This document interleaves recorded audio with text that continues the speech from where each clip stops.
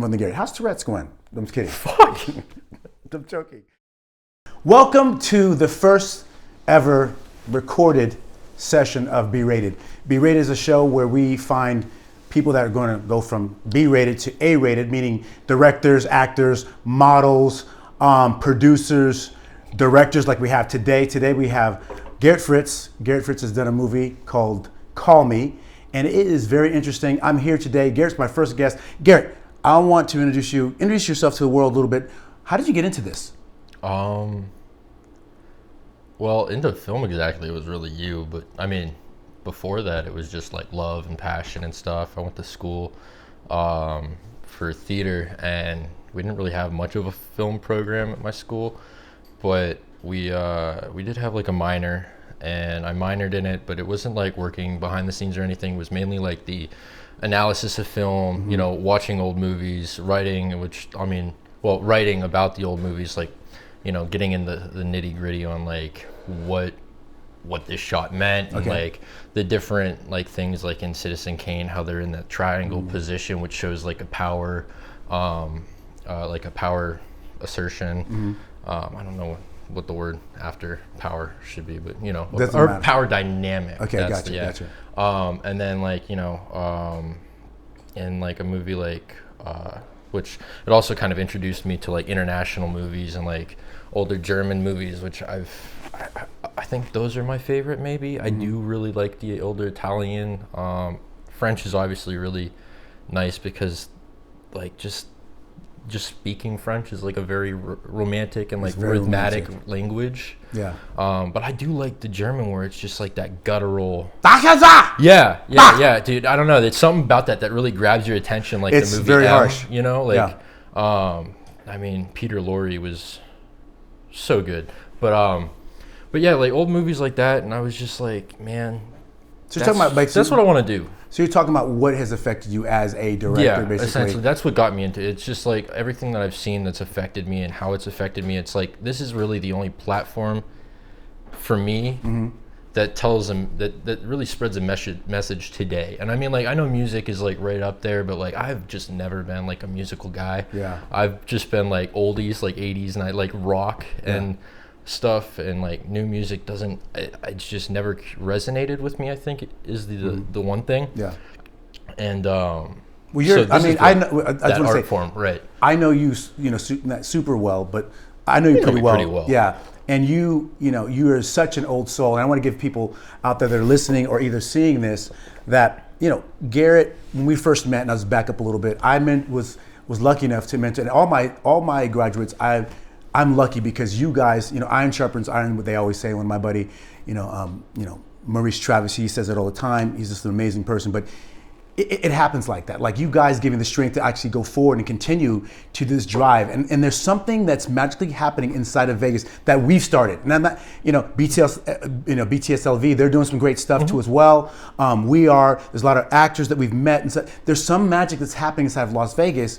And, you know, I couldn't say this, I couldn't even try to do any of this, and I never did because I didn't have the people, the graduates, Marley, Russell, Ricardo's back there right now, you know, Samara, she's gonna be, you know, joining the gang, you know, Christiana's gonna join us at some point too as well, Stephanie, Steven, I mean, all these people that are now capable of doing what we love to do. And go ahead. The thing that I've seen in a lot of like the actor studios and stuff like that is like really it's about the community and finding like a community at like the level that you're at, and you know, being able to have somebody also like you in that community who's gone on and done a lot bigger things, you know, like Starlight, the poster that's behind us, I don't know if it's in frame or not, but like, you know, you could get it in a BTS shot or something, but like you know, you have so much experience, and so like there's also, you know, like when you play a sport with better people than you kind of get to that level. But like then you have the level of people that are at your level, and you get to compare, see what works, and like play around at that like lower level where you really have a lot of freedom. And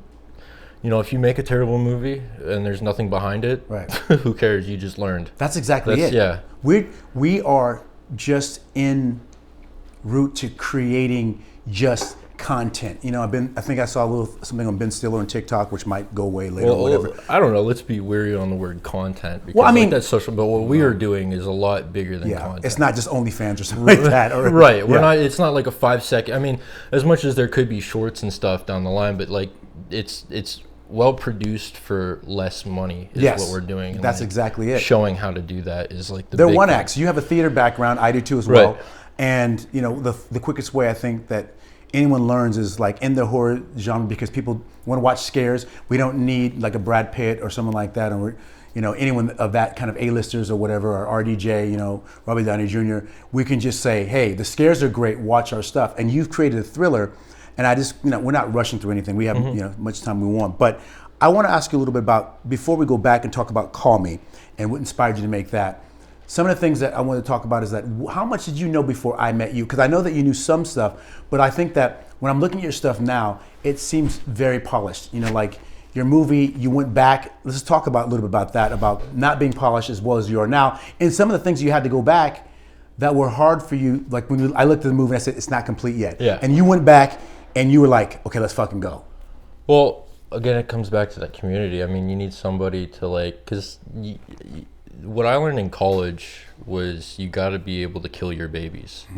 That first idea that you have, there's a lot of people in the art world in general that like they have this initial idea and they build it up in their mind to be so freaking great, and they can't let go of that. And like that's the thing that you got to be able to do is like kill your babies.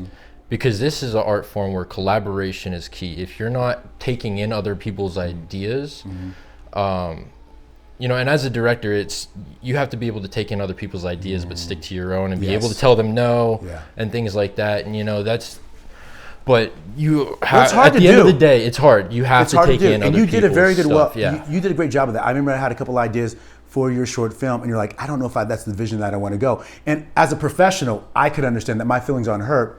But I think that I really like that about you. You stuck to your guns. You're like, this is how and what I'm envisioning. But you also took some of the ideas that I said mean, as well. when you gave me the thing is like when you gave me those ideas, it was almost like, okay, I had that initial idea, you had that idea. I didn't like them separate, but when you combine them and you kind of like, there's a little something that goes off, and you know, that's what it is. That's where you find the collaboration is like, it's not just mine, it's not just yours. They had a baby, and it doesn't look exactly like what we had in mind, but like that's what was supposed to happen. That was the inevitable. Yeah, I mean, when I look at Call Me, you know, now after it's, you know, finished, and we still have a couple of things to put together because I want to do some other tweaking of some things, and I know that you want to tweak some things too as well. And a project's never really finished. I mean, at some point you have to get finished with it. But for us in this space, as we're pushing it out to different film festivals, I mean, yeah, if we can get it to a we can tweak shit. Yeah, that'd exactly. be great, you know? Exactly. But I just really feel like, you know, there's a couple of defining scenes, and let's talk about a defining scene that I'm going to show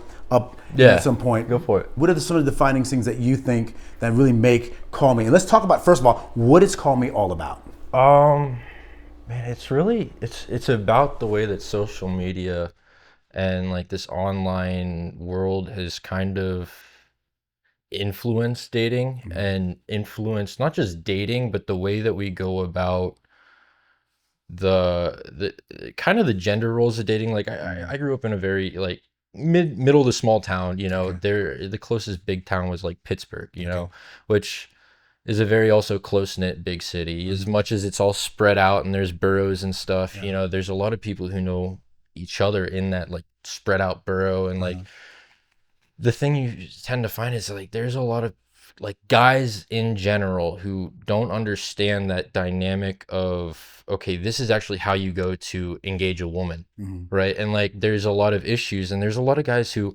don't know how to engage like a woman, and they want to, like the want and like the passion to do that is there, but like it's in the way that it's enacted that it's like that's really not. And it was that feeling, that idea, which I just wanted to like either show guys like, because I don't have the exact answer as to what to do, but I have like the image as what not to do, you know, and as long as I can show that, maybe somebody can take something away from it.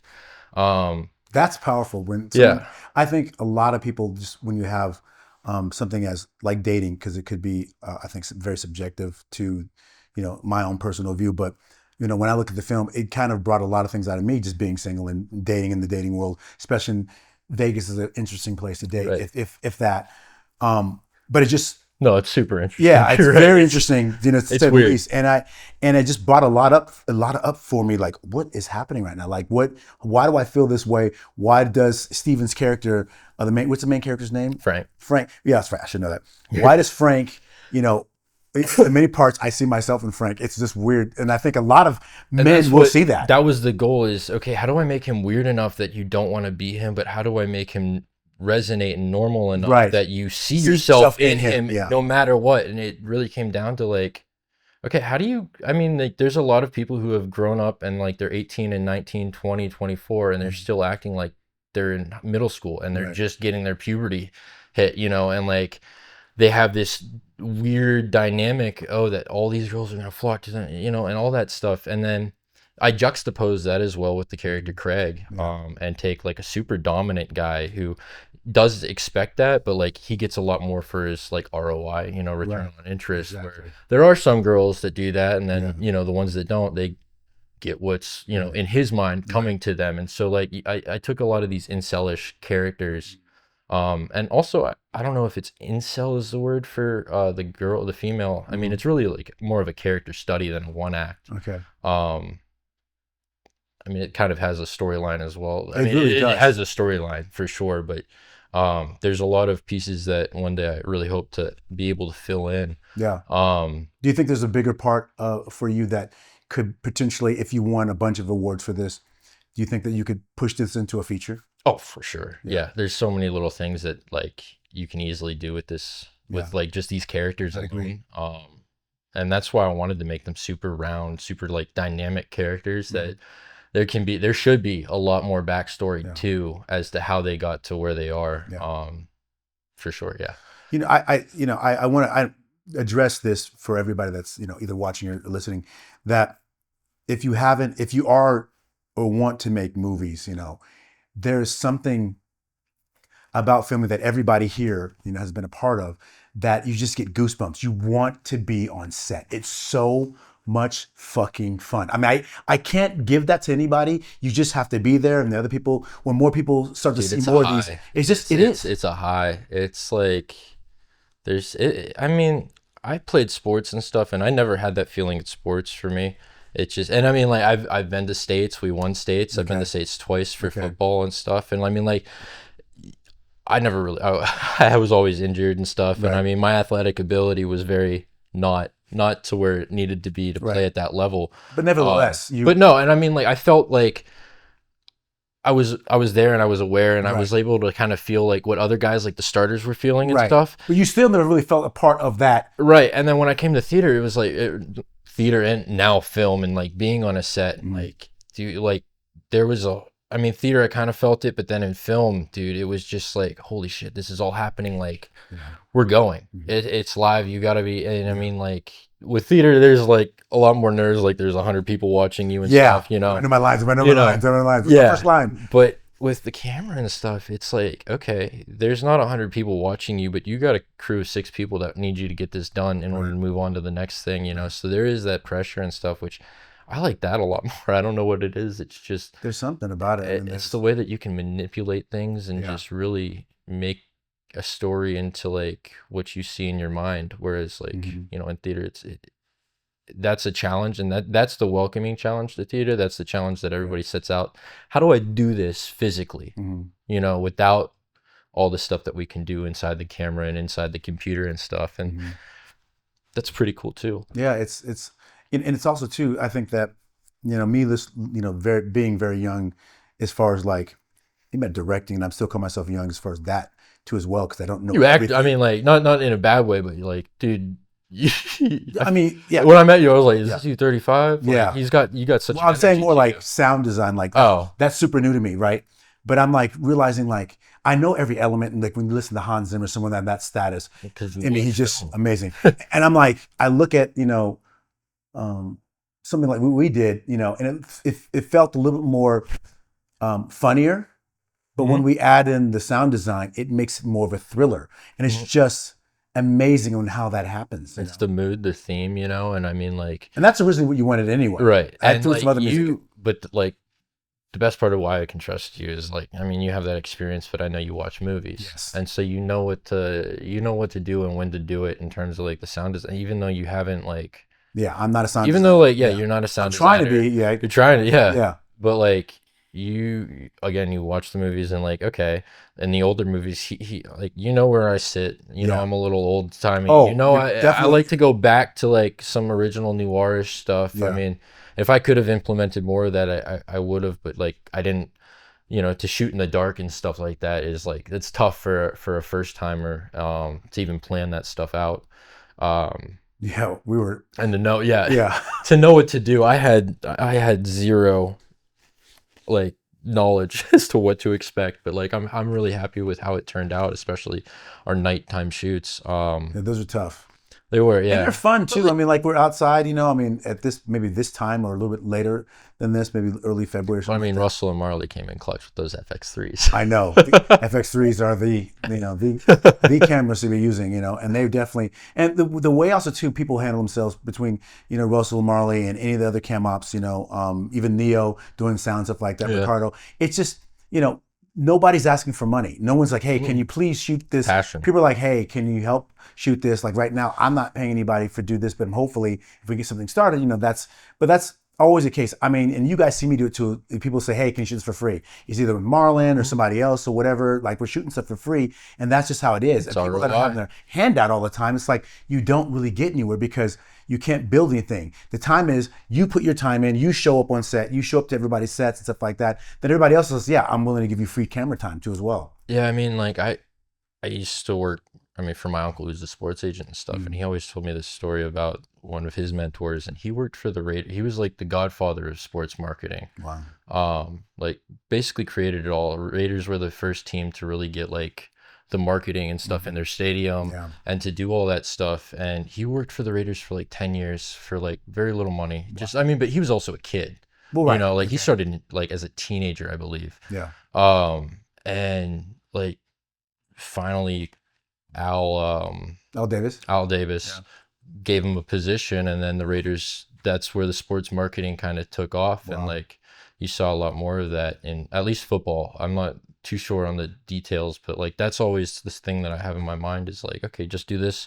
You're 25, you can afford to do it for free. I mean, not like I have a lot of money, but like, you know, if there's potential money on the way, then you should definitely you should definitely be, you can't afford it, you have to afford it. Absolutely. And that's where I'm at, because you got no credibility, you just gotta build it. That's it. And you know, and that's why I guess my biggest thing is that, you know, when I do have jobs, you know, for those who have helped, like yourself, you know, Russell, Marley, you know, Steven, you know, Christiana giving their time, Stephanie writing things, you know, Neo, any of the other people that have, you know, been on here, you know, Ryan, you know, there's a lot of people that I've been on a mentor.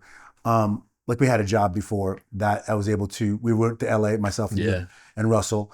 And that was a lot of fun. You know, you got a chance to be an AD for me, and it wasn't anything tough. It was hot. It was really that bad. It was kind of hot. We had good sandwiches. We had good sandwiches. Yeah, we had great sandwiches. Yes, this is really good. We also ate too much fudge, but we won't talk about that. You know. Oh yeah, that fudge was, dude. Was it the fudge that did that to you? Yeah, dude. That was awful, dude. Yeah, fudge is not good for Russell. Man. And on top of that, all the dairy I had. so let's bring us to something kind of funny a little bit before we go back. Garretting. I've made a verb out of that. I'm gonna let everyone know. We were at Starbucks, and my head, I don't know what's happening, and you seem to be flailing about, wiping something up, and I didn't see anything. And then Russell comes in. And Russell, what happened? You saw what happened? Like, you can talk, it's fine. This is all going to camera. He was running around the whole store, like from the counter to the cleaning up by the door. Yeah. Just No, it was like over. It was in the back of the window. Store, a couple customers were like, but like this lady's like, this lady was like looking at him, going, "What is going on right now?" She basically threw up. Somebody throws up on the floor, you at least would expect for help, but I guess not in California. So if you're gonna hire him for directing or ADing or anything like that, don't let him have any kind of dairy. I switched to almond milk after that. I have almond milk today for his coffee. That's exactly. It's delicious. So we call that garroting. Silk almond milk. Well. Also, when you do good in the game, or you do great and get a good shot or something like that, that's also garroting. So I don't know how I don't know how you look juxtaposed it from puking to doing a great job, but that's kind of just how it how it evolved. Let's talk about a little bit like what all of us are trying to do right now, which is I am with you guys and with your with your shorts. Every single month we're trying to produce at least 3 to 4 shorts, and I've created this opportunity where people like yourself are going to be putting the shorts into like a series, which I'm not going to give you a name yet, or not going to get anyone a name. You guys know the name, but I'm not going to give it to them yet. That's going to be on Tubi, which is kind of like Tales of the Crypt / what is the show? I guess What If or whatever. I think I know the name. Yeah, you might not. I feel like you might have told me. But but I get it. It's going to be a great avenue to work, because I was kind of thinking to myself, how do I push the stuff that we've been shooting to monetize that? And if everyone doesn't know, Tubi is the Black Netflix. I mean, it's great. I mean, I love it. I mean, Lee's coining that term. Yeah, by the way. Garrett, that's all coining that term. It is very, very true. But what's great is that Tubi hasn't done. It's not a bad thing.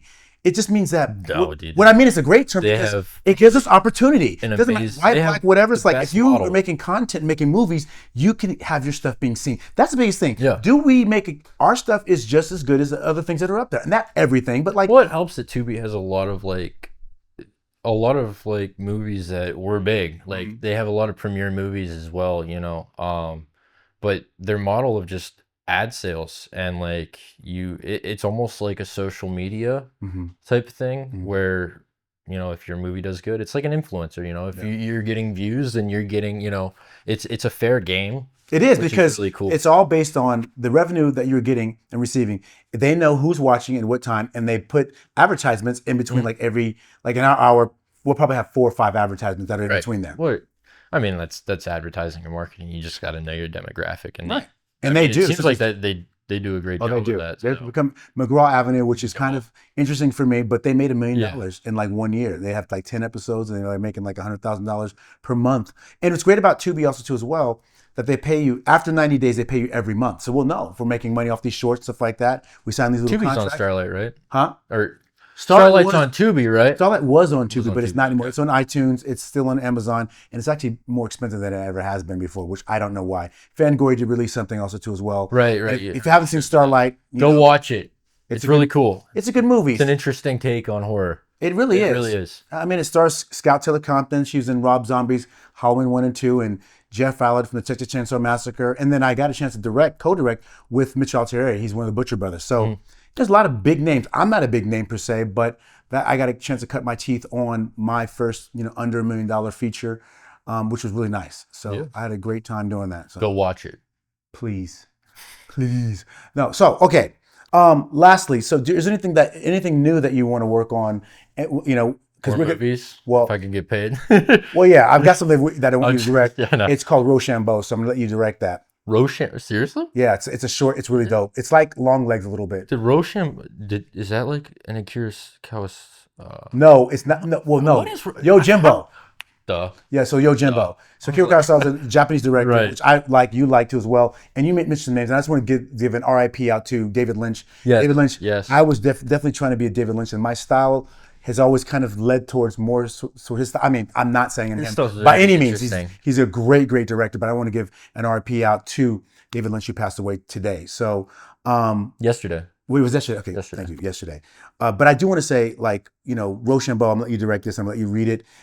It's almost as it's like a 5 or 6, it's a short, but these girls go out and they do Rochambeau, and they awaken something that's inside this mall that's dead. That's what Rochambeau so yeah, with the hand game. So it's pretty cool. I think, and I'm going to figure out your take. I'm not going to tell you too much about it. Let you read it and let you cook. I've got some interesting actors. One is Michaela. Cool. 2, there's a few other people too as well, but I think Michaela's a really awesome actress, and she's actually in Stephanie's film. I thought she was in yours, but she's in Blood Ritual. But anyway, we'll get a chance to talk to her. We're going to get her on the hot seat too as well and get her hot take about Vegas too. What do you think? Let's just switch it up a little bit. Last take, Vegas is going nuts. Sony breaks ground in the next few days after Solo Leveling, tomorrow. But they mentioned here they're an anime guy because he's my friends. But I got to mention Jinwoo, So I think they get that tattoo. Anyway, I'm just kind of random thoughts, guys. If you know me, you're laughing your ass off right now because I just think about everything and all at once. But back to Sony, a lot more than Garrett. How's Tourette's going? I'm just kidding. I'm joking. Garrett does have Tourette's, but he is not affected by it in any kind of way. We're gonna keep this, guys. This is a keeper right here. He does. Am I not lying? So this, no, I mean, no, yeah. It was. But it doesn't affect you at all. We never even knew. Not really. No, I mean, you can grow out of it or you can keep it. Oh, really? Depends. Just on. Really? Are you? I'm not. You depends on your level, man. Okay. Yeah. What is your level from 1 to 10? Very low. Very low. 3. It's a spectrum, man. You're on the spectrum. Apparently. I'm sorry. When I was middle school, apparently it was on the spectrum. Okay, so you're off. But I don't know where I fall. I feel like I'm off the spectrum now. I think you are too. Except I don't know. Who knows? If we're watching movies. There is. For some reason, I think it plays on anxiety sometimes. If you have a lot of anxieties, it can influence sometimes. At least that's how it worked for me when I was a kid. But now it's like I was able to calm myself down. And I'm not making fun of people who have Tourette's or anything like that. I'm just saying, like, Garrett, I never even knew. And when you told us stuff like that, like it wasn't like a problem or anything like that. Oh no, I always like to whip it out at times. But it's dope like, because what? Because you're so just amazing. And none of us ever saw. Or even, anything, not that you have to be different or anything like that, but like we're all a little bit kooky and a little bit different sometimes. I'm not saying, things like that make you different, but I think it's just who you are. And we just love you, you're just a dope director. And bro, I'm serious. I know. I saw your notepad, when you came, the director's hat was on, bro. You were like, you were getting it, man, but back to Sony. Yeah. Sony's breaking ground probably like 22nd, 23rd or whatever. Warner Brothers is making another move too as well. What do you think the life of Las Vegas is going to be for content, for movies? I mean, and opportunities.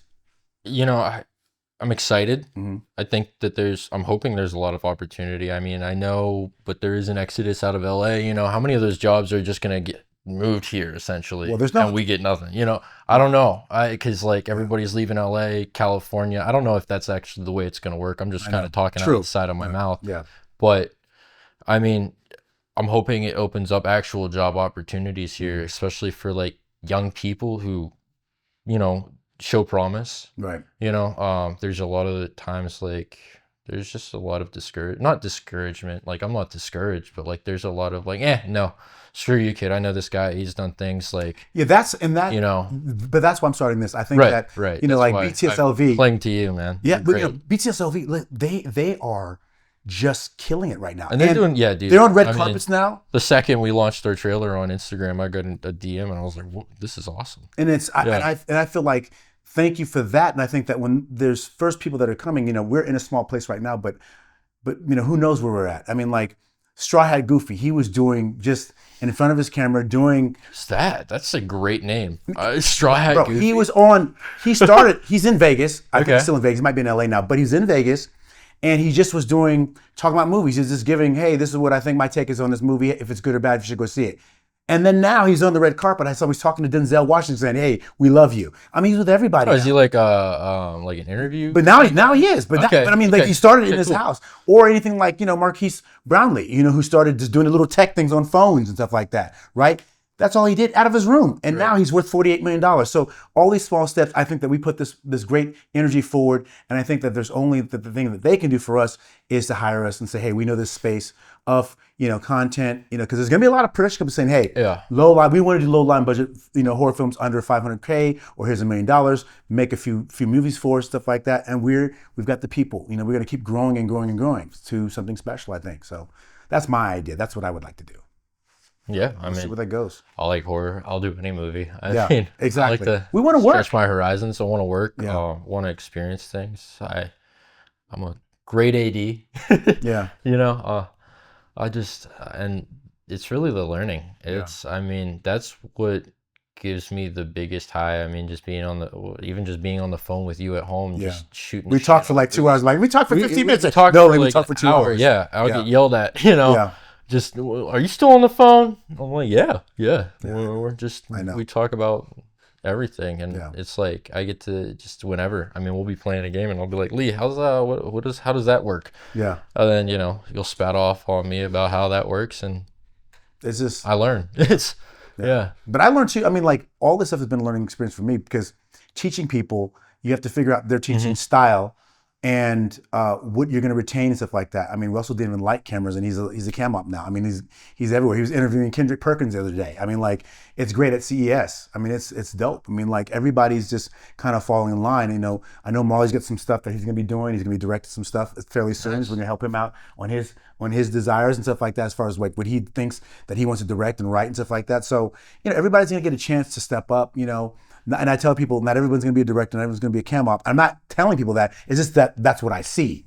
Well, yeah, there's so many positions, and like you never know where you're going to end up. And if you have that passion, as long as you're in movies, that's where I'm at. Like, shoot, as long as I can edit cam op, I don't care where I'm at. Just put me in a role. Space to be able to be great. And that's what we can tell you about it. We can tell the audience, people that are listening and seeing, but we can't.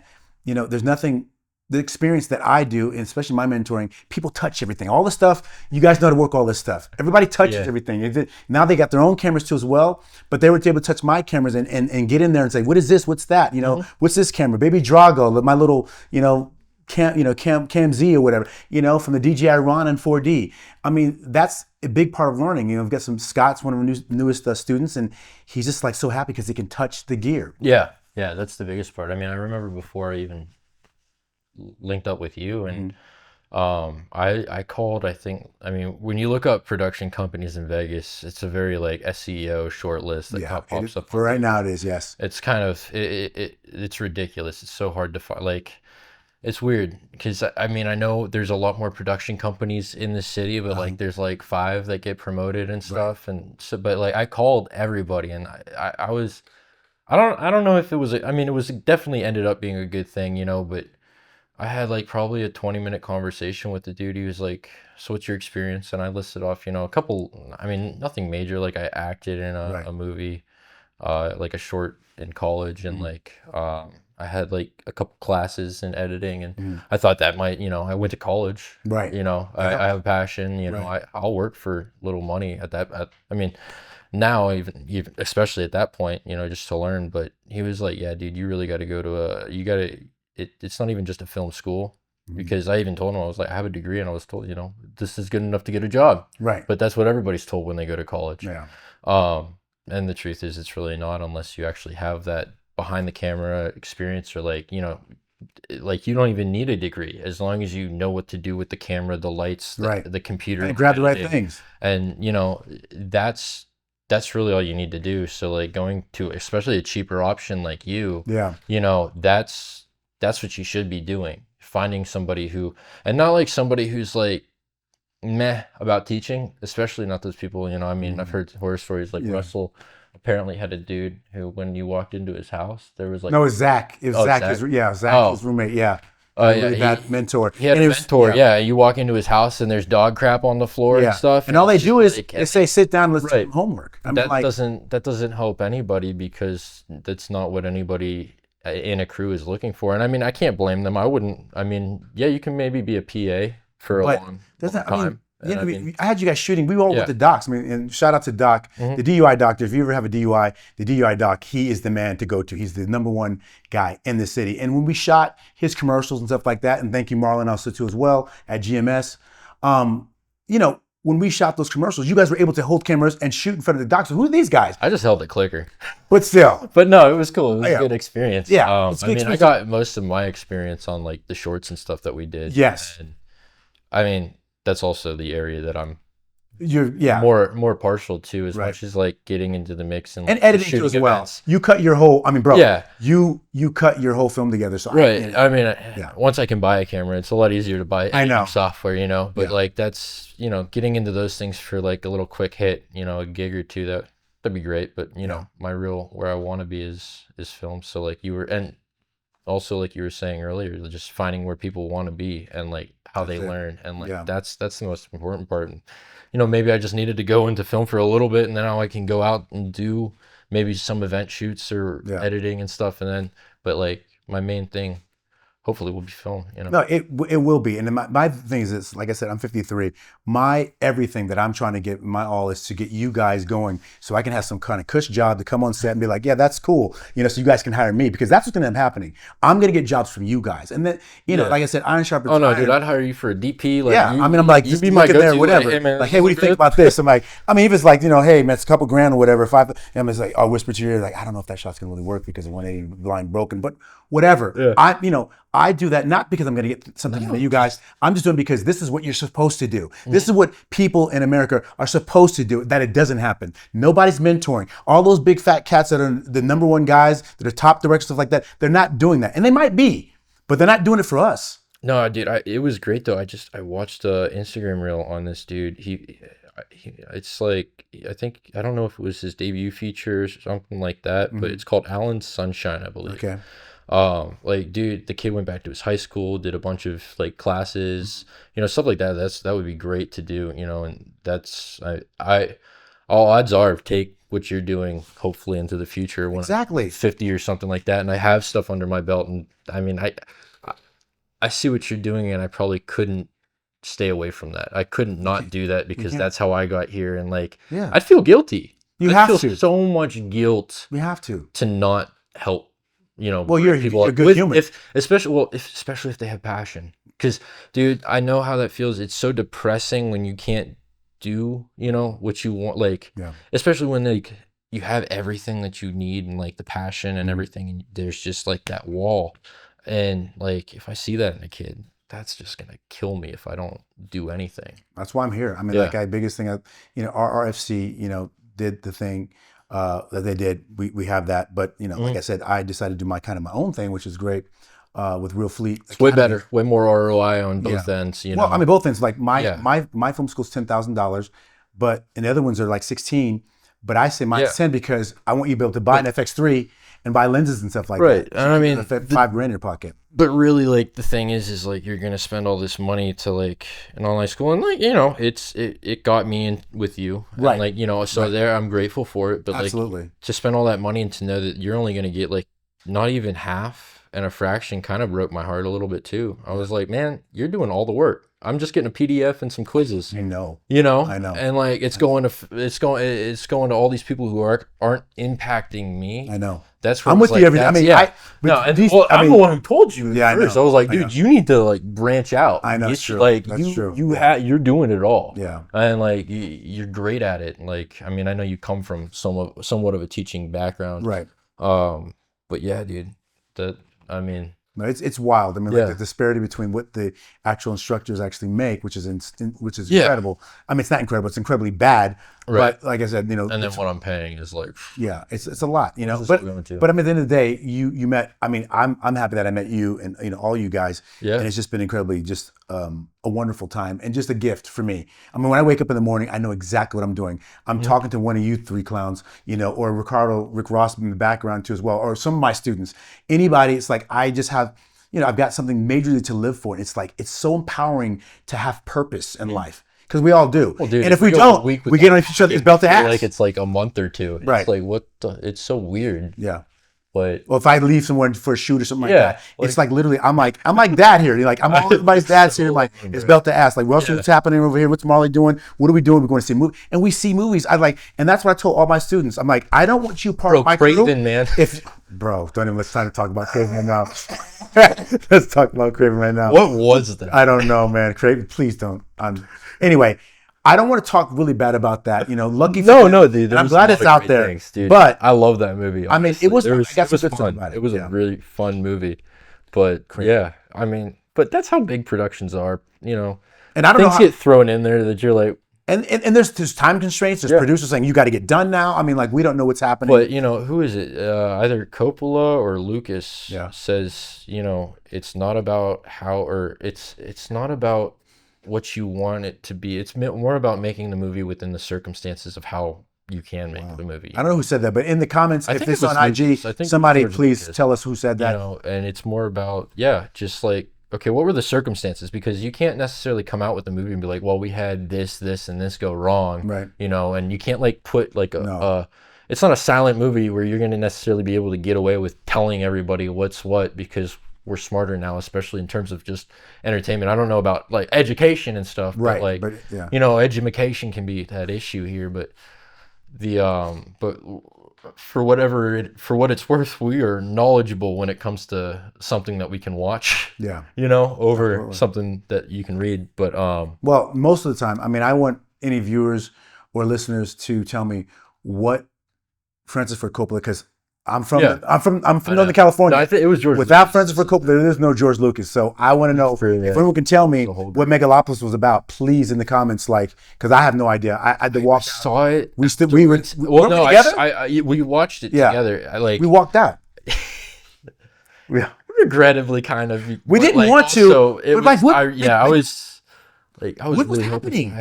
But I had talked to somebody and they told me what it was about, and I was like, I really didn't see any. I mean, like I kind of did, but I really didn't see any of that. I mean, the girl, meaning. The underage girl coming down on the little swing or whatever was too much. And then I saw Shia LaBeouf, who's a genius. I mean, like, don't get me wrong, but it got crazy, it got real funny to me. I don't know, not funny, but like weird to me. My thing is I feel like it's probably so ahead of its time that we might not even know what it's about until we're dead. That's what I'm saying. Might be one of those things, and you know, and I mean, I know that's kind of what he's known for. Apparently, like I've only really watched like, you know, his major things. Okay, you know, like, the major things are great. The Godfather, and, the War.